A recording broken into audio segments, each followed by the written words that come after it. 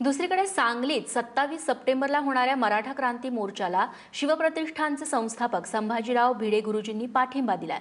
भिडे गुरुजींनी मराठा मोर्चा कार्यालयात भेट देऊन शिवप्रतिष्ठानचा मराठा मोर्चाला पाठिंबा असल्याचं जाहीर केलेलं आहे। राज्यात जवळपास रोज मराठा समाजाचे मोर्चे निघतायत।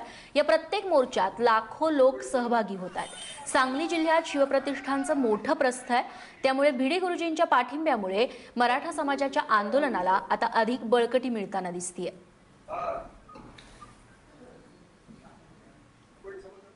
प्रत्येकात आरक्षण का नाही, सगळ्यांच्या बाजूचे वडे ते आमच्या बाजूने काढा, एवढंच त्यांचं म्हणणं आहे। जे काही सूत्र वापरलं ते आम्हाला घाला।